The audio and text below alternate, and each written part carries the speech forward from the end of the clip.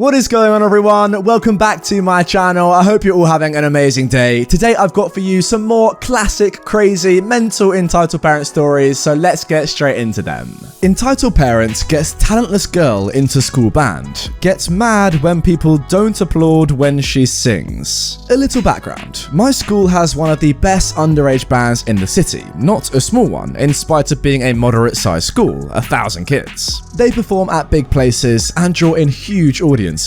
So anyway, there's this entitled parent who is a teacher and her daughter goes to the school. Now, the daughter is a bad singer, there's no two ways about it. I hope that's the correct way to use the phrase, yes it is. So anyway, one day, the band's pianist, Kay, is fuming during the bus ride back. On being asked, he begins to rant about how the entitled parent, the teacher, forces the music teacher to put the entitled daughter on the band, etc. They had a show in the city's biggest mall the next week and had been practicing for months. The entitled teacher wanted her entitled daughter to sing for that show. Anyway, it's the day of the show. I'm watching from the audience. The first 7 songs bring in a huge audience and everybody enjoys the amazing music. Then it's the entitled daughter's turn. The guitarist plays the opening notes of a very popular song during the time. The crowd goes wild. Then the daughter sings. The enthusiasm drained away fast. There is silence as the daughter massacres an amazing song.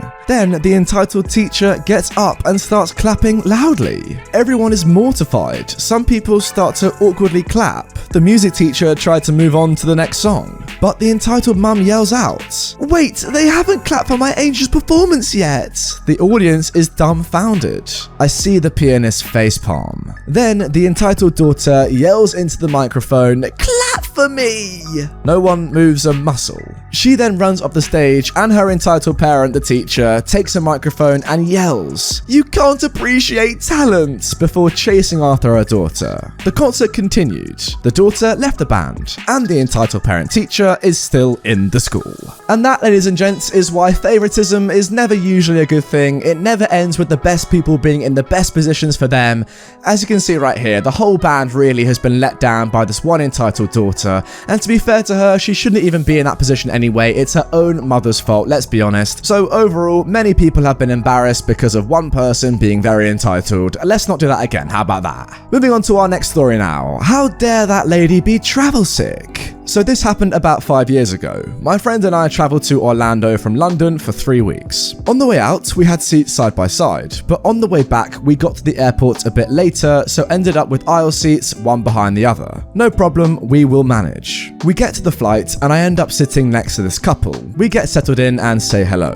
They tell me they just got married and are going on a European adventure for their honeymoon. I offered them some tips on nice places in London, and we were getting on well. The wife also mentioned that she gets travel sick on flights and might need to get past me in a rush. She was really apologetic. I said no problem, that I sometimes had similar problems. At this point, the entitled mum comes by, dragging her crying toddler by one hand while her daughter is slouching behind them. The daughter looked maybe 10. They sat beside me. I glanced back at my friend and she grinned as though to say, "Good luck." We take off, and for the first half hour, everything is fine. I put my earphones in and was listening to an audiobook, as this prevents anxiety on flights for me.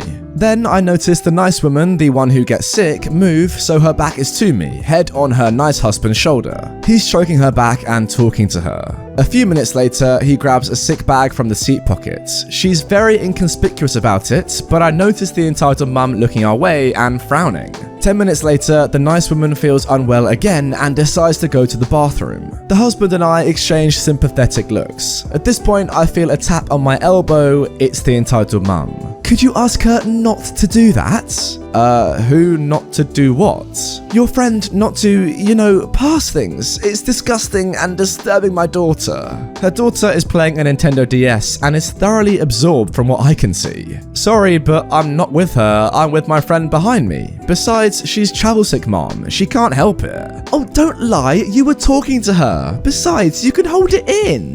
We're sitting together for 8 hours, we exchange pleasantries, that's it. At this point, the nice husband chimes in. If you have a problem with my wife, talk to me. She shouldn't be passing stuff like that. She should be more discreet. She was. No one else seems disturbed. Yeah, I wouldn't have known if she hadn't said something to me.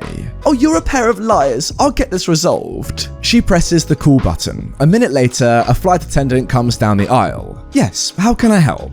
The woman who is with these two keeps being sick and disturbing my daughter. I want them moved. I don't, says the husband. The attendant gives him a, don't worry, I'll sort this look. Actually, I was just talking with your wife, sir, giving her some ginger ale to help. She mentioned you two are newlyweds. Congratulations. To help resolve the issue and as our gift to you, I'd be happy to move you both up to 2 available first-class seats. The entitled mum's jaw dropped. It was glorious. With a big grin, the nice husband picked up their rucksack and things and left, giving me a shoulder squeeze as he did. The entitled mum spent the rest of the flight in stony silence, while I got my friend to join me in my row. As we picked up our bags, we saw the couple again, looking very happy and loved up. I hope they're both still happy. Oh, what an awesome story. Look, I do kind of get it. It's not the most pleasant thing, someone being sick near you, just in general.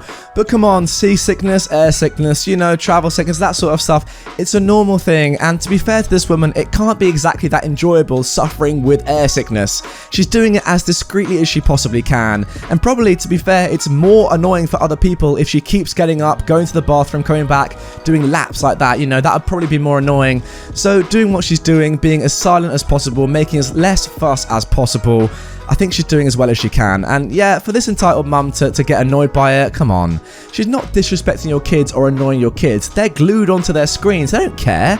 You're the only one that cares, so just keep yourself to yourself. It's only 8 hours. It will be done soon.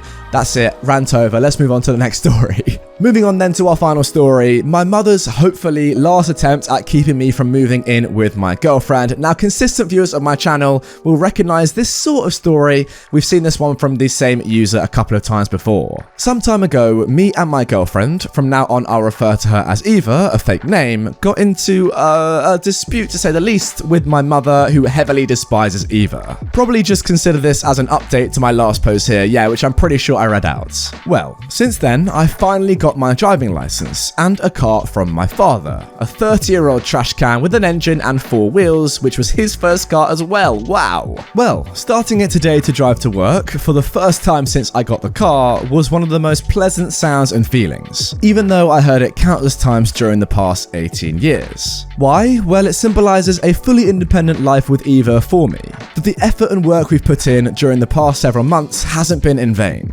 Well, today after work, I had to stop over at my, now former, house to take some stuff. I wasn't happy at all about it, but hey, I ain't leaving my stuff there. Eva stayed in the car. My plan was to take the stuff and get the F away from my mother as fast as possible. Well, when my mum saw me, she went full, I knew you'd come back begging. I knew it's a bad idea to move in with that female dog.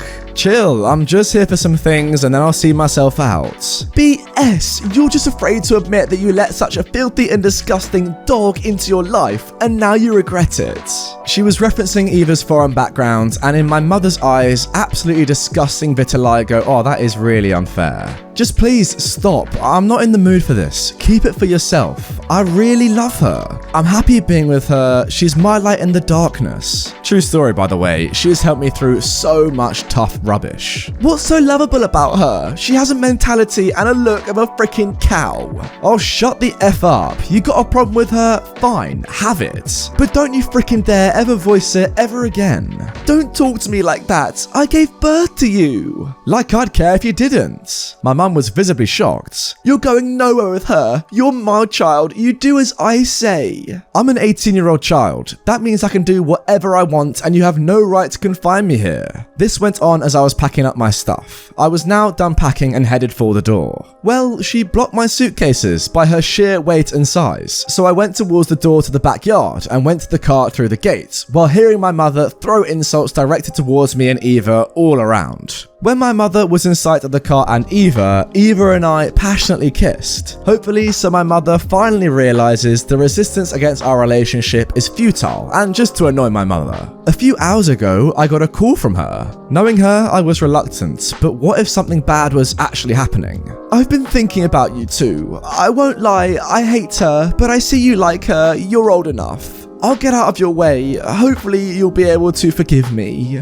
I won't lie, I nearly broke down in tears there. I just replied something along the lines of, we'll need some time. Then she ended the call. What could it be? My dad's speech about me and Eva? He's gotten to like Eva. My mother's realization that there's nothing she can do, or something else? Well, my mother has hopefully finally found some sense in her and will find a way to get along with Eva without insulting her. But yeah, unlikely. She's probably just plotting something or wants to try a different approach. Oh wow, I wasn't expecting that last line. I thought it was all done, you know, but yeah, I guess that's why you say hopefully in your title. You're not exactly sure. I guess if OP doesn't trust his own mother, then I'm not going to trust her, but it does sound like she has, you know, turned over a new leaf, realized her mistakes, realized that you, her son, actually love this woman, so why doesn't she love her as well? You know, it's not up to her who her son loves, and you know, you should support your son if they love somebody, come on. But yeah, just going back to your last line, oh, maybe you don't trust her because of all the things that she's done before, not just to you, but to Eva as well, especially. As I said earlier in the video, guys, I did read another one of this guy's stories the other day. To be fair, if you're still watching right now, you are a consistent viewer. You probably saw the video, know what I'm talking about. Thank you very much for that. But yeah, at that point anyway, I would be a little bit anxious to trust in her judgment right away and say for certain that she has turned over a new leaf. I'm not too sure. She's definitely very entitled. She's definitely very toxic. So yeah, you got to give it a bit of time, and I'm not entirely sure that she is a new person just yet. Anyway, guys, that is going to do it for this episode of Entitled Parents. Have you enjoyed it? Let me know. That is a question I want to know. It's a question I want to answer. Comment down below if you enjoyed it or not. You know, if you didn't enjoy it, fair enough. Drop me a dislike. If you loved it, if you liked it, drop a like. I just want to know, guys. If you do want more, subscribe to my channel and also watch another video right away. I've got so many more Entitled Parents videos on my channel. You all know this. If you don't know it and you're new, go and have a look through them. Click the one on screen right now. Trust me, it's a banger. With that all being said, I will see you guys tomorrow for a brand new video on the channel.